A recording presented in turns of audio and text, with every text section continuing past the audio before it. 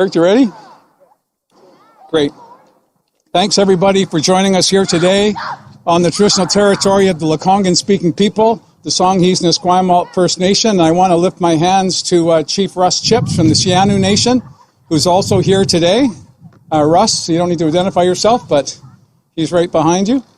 We also have some kids playing soccer, and that's because part of our announcement today is to talk about affordability. And one of the initiatives that we've renewed is our investment in kids sport, to make sure that the province is providing resources so that kids from families of limited means will be able to participate in sport. It's, for me, sport brings people together, common purpose, mutual objectives, working together, creating friendships and bonds, in many cases over a lifetime. So we're very proud of the work we've done with kids sport, and I just wanted to raise that at the top. That's why I've got some youngsters playing soccer behind me.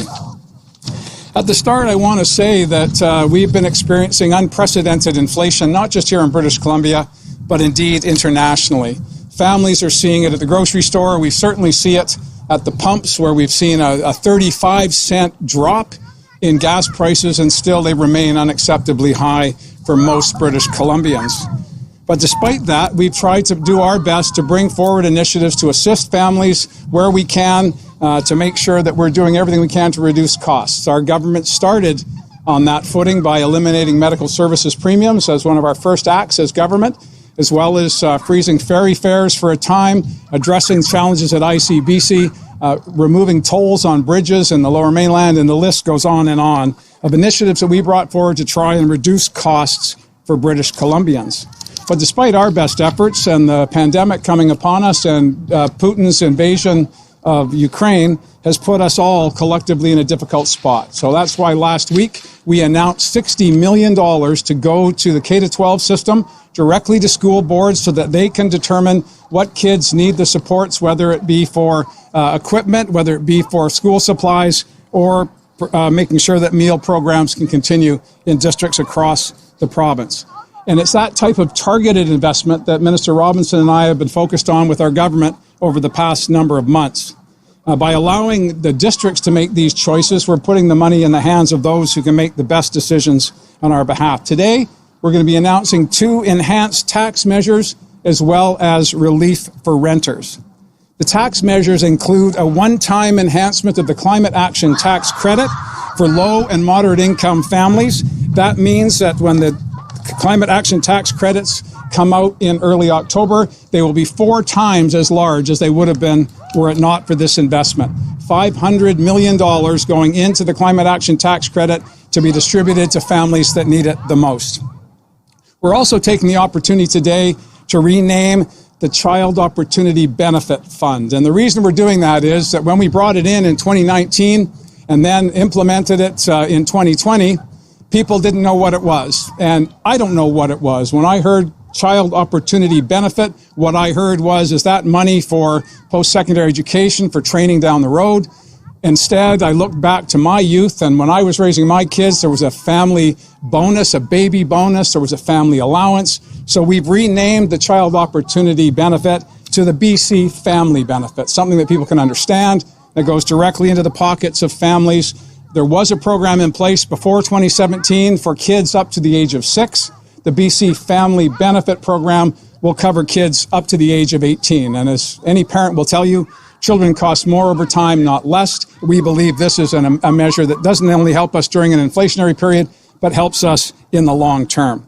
That enhancement will be $100 million starting in January, for a total of $600 million in today's package, added to the $400 million that came through the ICBC rebate program, making this a $1 billion program with $60 million directed specifically to kids in classrooms. These payments will begin in October and run for 6 months into the new year when the family benefit kicks in.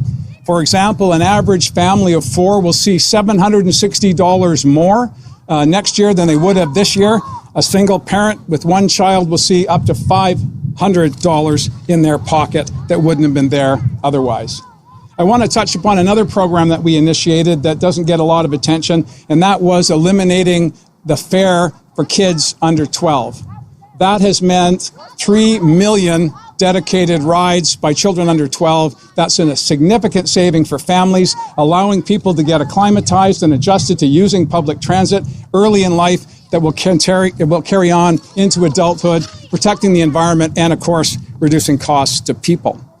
All of these initiatives will be significant for people. One, probably the most important for 1.5 million renters in British Columbia, is our announcement today that effective January, the maximum rent increase for landlords will be 2%. We changed the law that was in place under the former government of an instant and automatic 2% lift, as well as inflation, to only have it the increase be attached to inflation. Unfortunately, during this extraordinary time, an inflationary increase in rents would be debilitating for 1.5 million British Columbians. We're not prepared for that. We're going to continue to work with the landlords of BC to find other ways to engage with them, to assist them with costs. But this year's rent increase will be limited to 2%. That will also be added to a BC Hydro benefit that will be coming later in the year. I'm sure there will be questions about why that's coming later in the year, so I'll leave it for that. But I want to thank you for being here to talk about $1 billion of money back to British Columbians so they can address some of the challenges of the cost of living that we've seen over the past number of months. And I'll ask Minister Robinson to join you for more details.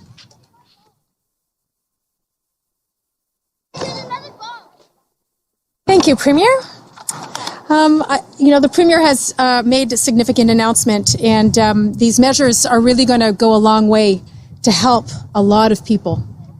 85% of British Columbians, individuals and families, will benefit from the Climate Action Tax Credit increase next month. And 75% of families with children will receive more on their BC Family Benefit payments starting in January. As the Premier mentioned, this was launched in the fall of 2020. And we launched this program to help combat child poverty and to help lower income parents with the cost of raising a family, with providing more opportunities for their children all the way up to the age of 18. As the Premier mentioned, it was only till the age of 6, but 12 more years of support for families to raise these children is absolutely critical. The BC Family Benefit offers more money, it serves more parents, and more importantly, it serves more children. Normally, without the extra support that we are announcing today, a family with one child would receive about $1,600 over the course of the year through the BC Family Benefit. For January through March, we are adding another $175 to payments for people with one child, an extra $350 for family with 2 children. Many families, many young people and those on fixed incomes will also benefit from capping rent increases below inflation. And we're not alone in this. The province of Ontario has capped rent increases, as has Nova Scotia. We are all dealing with this incredible inflationary period and taking measures to help people through it. And while these are new temporary measures, this is not a new commitment from our government. We've been reducing costs for people since 2017. We've been significantly reducing childcare and car insurance rates. We've been providing ICBC rebates. We've introduced free transit for children. We've been increasing the minimum wage.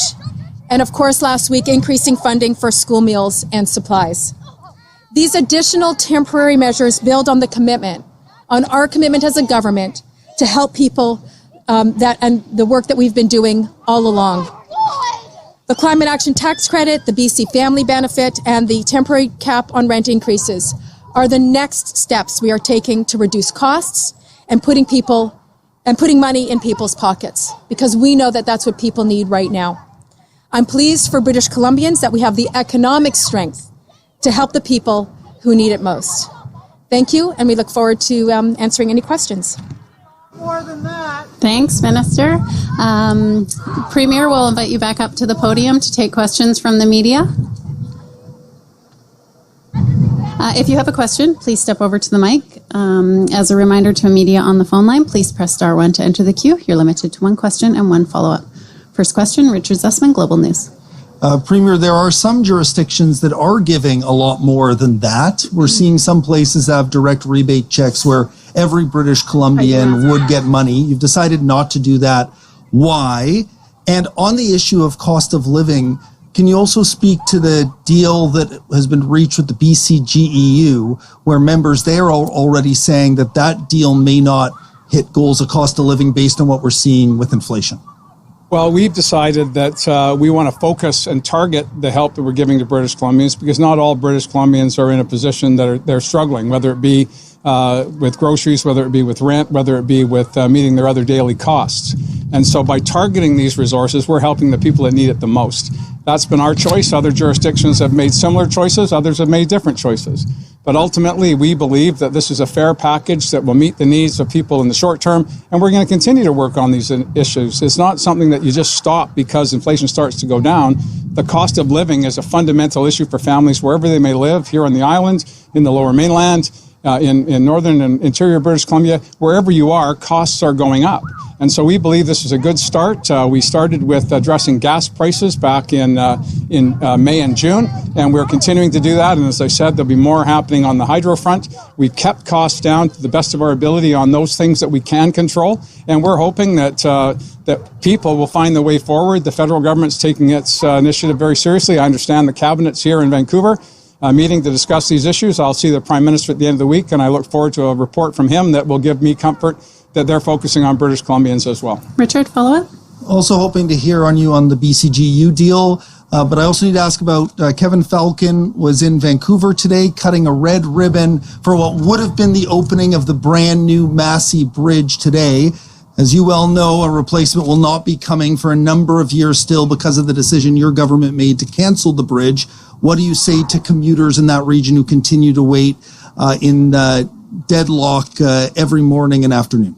Well, with respect to the collective bargaining process and the government or the GEU's attempt for ratification, they're taking the package back to their members. So are the Hospital Employees Union. We believe it's a fair package that meets the interests of taxpayers who access services, that meets the needs of workers who provide those services. And we've done our best to ensure that collective bargaining can work. We'll see what comes back from the membership. That's what these processes are all about. With respect to Mr. Falcon, I saw him last night talk about how unacceptable it was to have a structure for salaries at BC Ferries, but that was the structure that he put in place. So I'll reserve my comments on his issues around infrastructure projects. He was going to toll a bridge. He was going to toll a bridge in the Lower Mainland. We are in the business of taking tolls off bridges. We believe that the submerged tunnel is a better course of action for the environment, better course of action for cost effectiveness, and it meets the needs of the majority of the municipalities in the region who were all uniformly, save one, opposed to the BC Liberal plan. Next question is from Binder Sajan, CTV. Hi there. I know you mentioned some hydro relief potentially coming, working with landlords of BC, potentially some work there. And I'm just wondering, I know months ago you were saying that you were working on this every single day. So why not announce all these things together, especially for lower income people who are making difficult choices in terms of their budgets? Why not provide all the information right now? Well, BC Hydro is a regulated utility. We have to ensure that the significant profit that they made last year, not from hydro rates for customers in British Columbia, but through trade. BC Hydro has a privileged position as one of the dominant utilities in North America, and they trade electricity on the open market in the United States and in Alberta to a degree, and they made significant revenues from that. We don't want to follow in the footsteps of the former government where they used our Crown corporations like instant teller machines. We want to make sure that this is done appropriately, and it's taken more time at BC Hydro than we had hoped. We're announcing the Climate Action Tax Credit today because the checks will be coming out in the first week in October. And we wanted people to know that help was on the way, and that's why we're here today. I know those ICBC checks were supposed to come a lot sooner than they actually did for some people. So I'm just wondering if you're really confident that those checks are going to come in the first week of October. And I also wanted to ask the finance minister as well. Last year, we saw a surprise surplus for the budget.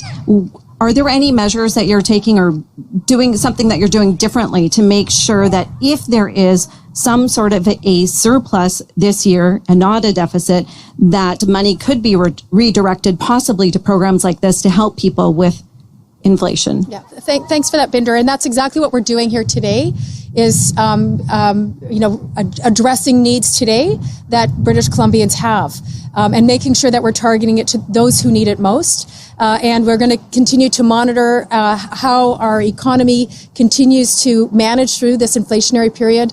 The Bank of Canada raised interest rates again and again, so we're watching to see how things play out. I'll be bringing forward a quarterly update in the near term, and we'll have certainly more to say about how we're doing economically. But as you well pointed out, making sure that it's a balanced perspective, making sure that we can manage this responsibly is part of what we're doing here today. British Columbians need help, and we're here to deliver today and provide relief for British Columbians who need it most. Next question is from Mary Brooke, Island Social Trends. Hi, Premier.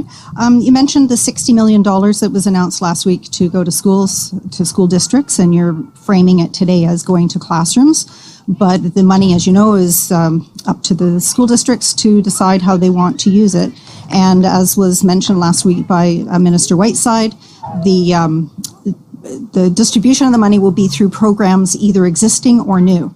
So the money isn't really going to roll immediately to families, and all the programs, as well intended, aren't necessarily going to reach all the families. So I know you've taken care of a big part of this today with that 4 times increase on the carbon benefit. But do you have confidence that across the board in schools, students will be helped by this $60 million? Well, every school district has different needs.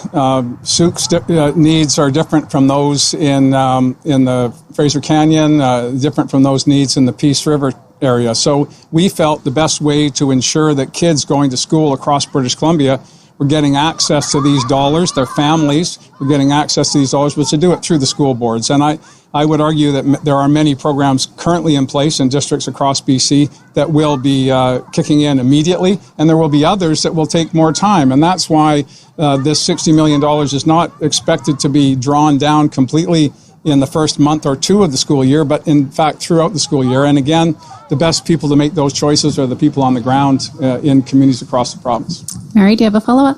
Yeah, so in October, there will be elections for school trustees across the province, and I'm just wondering what you think parents should be looking for in their trustee candidates. I don't know. I haven't seen the list of candidates in my community. I'll look at them closely and make choices based on who I believe will be serving the best interest of kids and parents in the district that I live in. And I encourage other people to participate in the municipal elections upcoming. It's the most close to you form of government, and particularly if you've got youngsters in the K-12 system, you want to know that your board of trustees is competent and focused on the needs of your family. That would be my advice to people. Rob Buffum, CTVVI. Hi, Premier. As was alluded to, the Bank of Canada increased its interest rate hike today for the 5th time this year. In light of that, what do you say to folks who say, British Columbians are going to be struggling even more in light of that, and more ought to have been done to help them today, and is maybe more help coming down the line? Well, we didn't anticipate, or we couldn't anticipate what the Bank of Canada would have done today. But as the Minister said, we now will take stock of that. One of the challenges we have is that circumstances have been changing rather rapidly over the past number of years, whether it be responding to COVID, responding to atmospheric rivers, horrific fire seasons, you name it. Government's job is to respond to circumstances as we find them and do the best we can to either create programs or use the programs that are currently in place to meet the needs of the public. We will monitor the impacts of the interest rate increases. That's going to be very challenging for many in the community, and I'll certainly talk to the Prime Minister about that on Friday when I see him. Follow-up, Rob? I do, and it's on a different topic. It relates to crime. There was a murder in Nanaimo on Monday night. I don't know if you heard about it, but it was a 29-year-old man who was stabbed to death in the playground in Maffeo Sutton Park, right in the heart of Nanaimo. It happened on Monday night. The RCMP have said it was an unprovoked attack. A 17 and 19-year-old are now arrested, not yet charged at this point.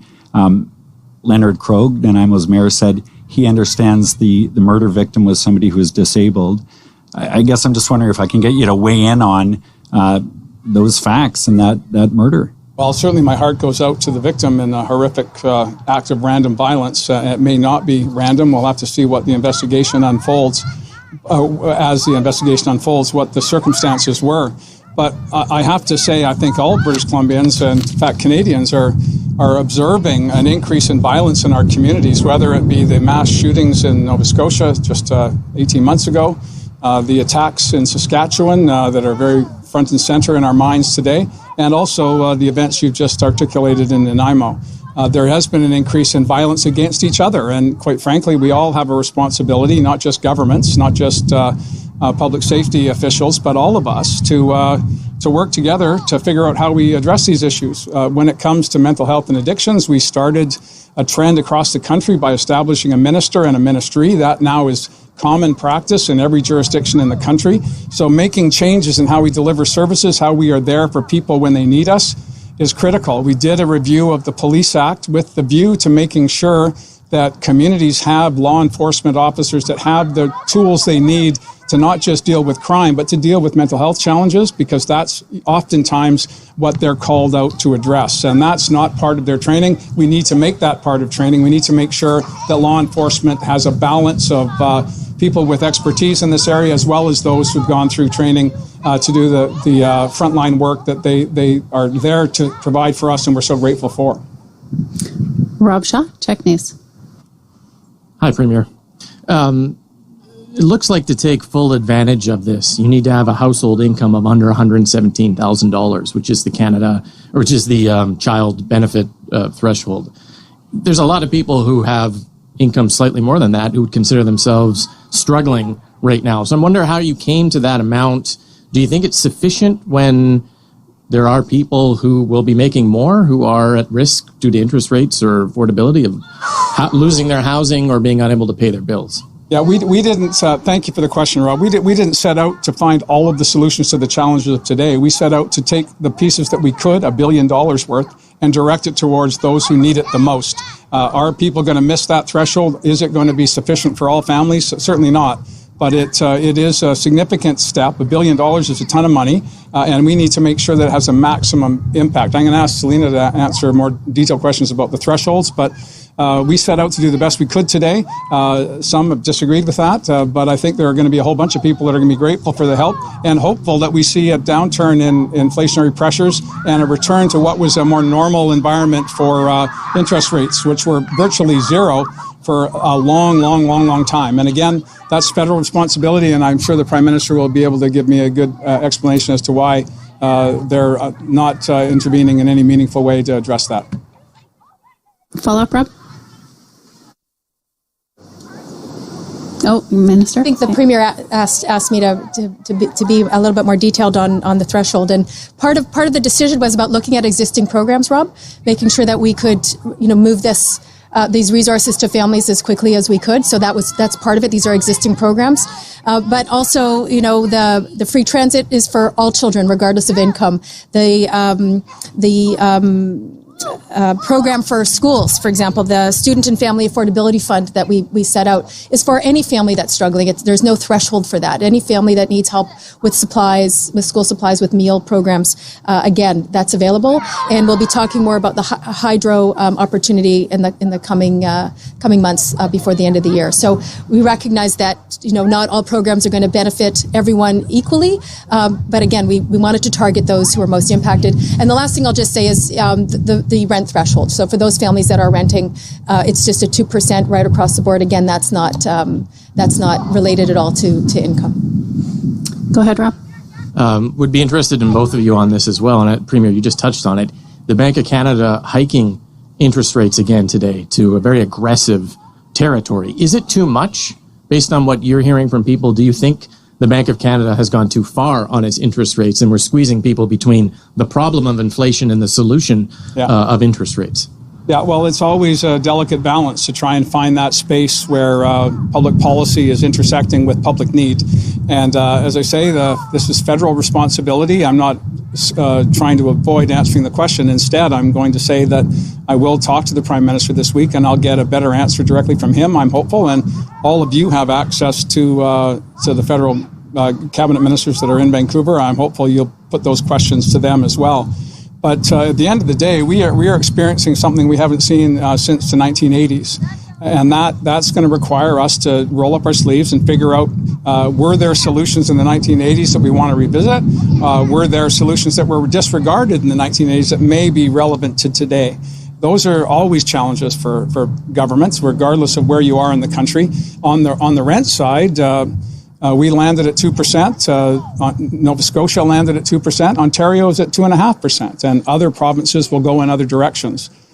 In British Columbia, where we have high cost of living to start with, adding increases in the interest rates are certainly challenging, and we have to keep a close eye on that, and I know the minister will. Next question, Zoe Duclos, Capital Daily. Hi there. Are you concerned about the trends that we're starting to see of doctors de-enrolling from MSP and starting to charge privately?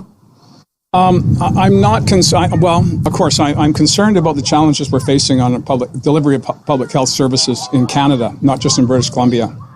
As the head of the Council of Federation of all the premiers in the country, I've been tasked by my colleagues of different political stripes, Liberals, Conservatives, Independents, to make the case to Ottawa that they need to sit down with us, not in an accusing way, but in a complementary and partnership way, to reimagine healthcare so that we can meet the challenges of an aging population, which includes doctors. We have more doctors 70 years old or higher in the South Island than any other part of the country.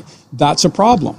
We can't force doctors to continue working beyond their period of time that they want to work. So that means more recruitment, more retention, looking at new ways to compensate, trying to keep our elder doctors in place, either as mentors or providing other services rather than having what has become the norm, an office with overhead and all of the other challenges. As we look at this, we're going to need to do it arm in arm with the doctors of BC. And for the first time in my memory, and I've been engaged in government for almost 30 years or over 30 years, what I've seen in the past number of months is doctors working with the Ministry of Health to try and find solutions. Everyone wants to make sure we're providing the best care possible. Doctors want to do that. The administration wants to do that. Certainly patients want to see that. So I'm confident that we're at the table, we're working together. We've made some preliminary steps in the right direction with respect to overhead costs and retention issues, and now we need to do more. We need to train more. We need to make sure Ottawa is working with us on a human resource strategy, because we can't just keep poaching from other parts of the country. BC and Alberta have a capacity to pay more, but should we be able to go and say to nurses and other healthcare providers in other provinces, come here and we'll pay you more? That doesn't build a country. That fractures a country. Zoe, do you have a follow-up? I do. On an unrelated topic regarding capping rent at 2% is welcome for many people, but is your government interested or talking about the possibility of unit-based rent control? Want to take that?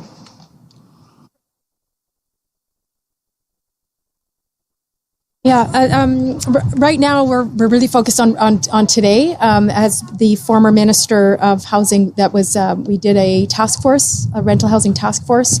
It was something that we'd heard a fair bit about, and I know that Minister Rankin, who is currently the housing minister, is looking at what else we might need to do in order to help the 1.5 million British Columbians who are renters. No decisions have been made on that. Next question, Alec Lazenby, BC Today. So the province has reached a tentative deal with 6,000 healthcare workers, which the HEU says provides for inflation-sensitive wage increases and other compensation improvements.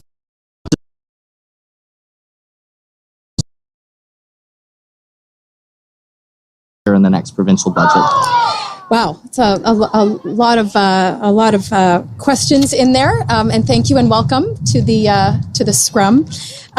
So while negotiations are currently underway with the public sector, it can't really provide too many details because it still has to be ratified. It has to go back to the members, and I want to respect that. What I can say is that this is a reasonable and fair deal for employees now, as well as 3 years from now, and the deal needs to balance the needs of all of these public sector workers, including the healthcare workers that you mentioned, with our fiscal responsibilities for the province and the people of British Columbia.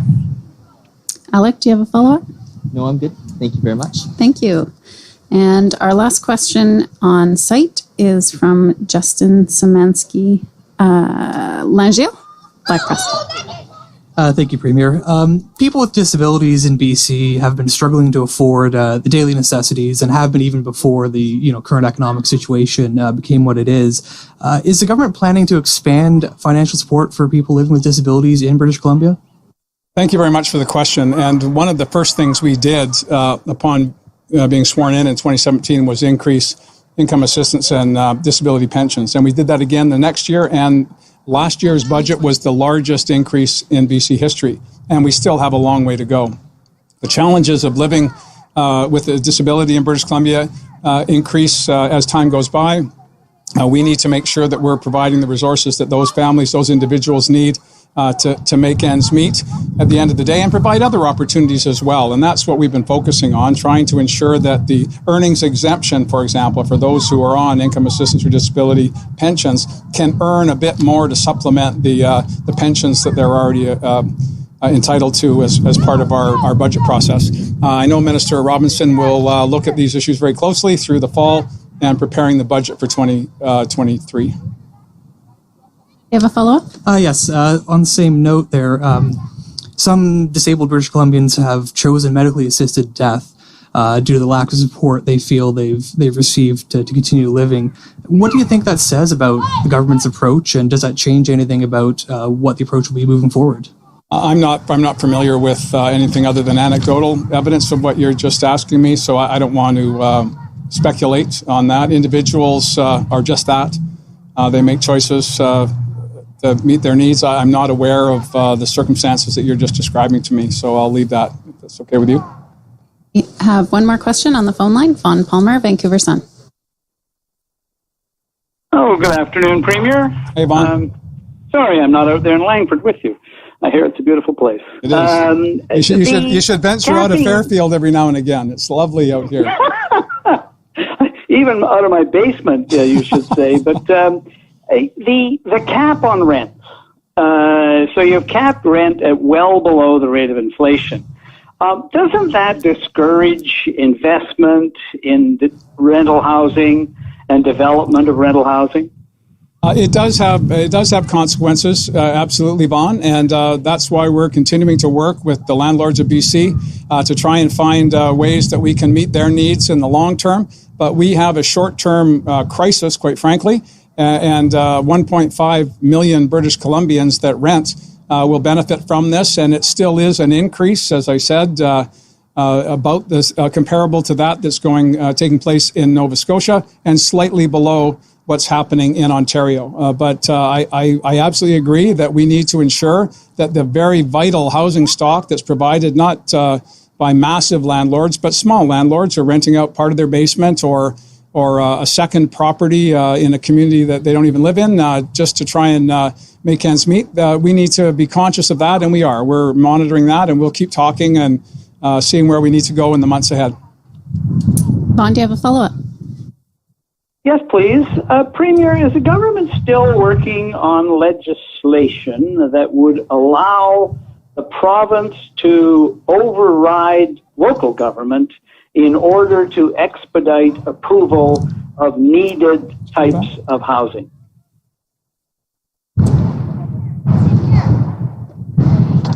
Hey, Vaughn, it's Selena here as the previous housing minister, and I can say that I've been working very closely with David Eby on a range of tools that we are considering to do an update to the 30-point plan that we brought forward in 2018. We've certainly all heard David Eby speak to certainly his frustration, and I think our government's frustration when there are really good, viable projects brought forward and local governments, for their own reasons, make decisions that don't support the fact that we are and continue to be in a challenged time around housing. And so that is something that we're continuing to work on through this time, even in David's absence from around the cabinet table. That's all the time we have for questions today. Thank you for joining us. Thank you.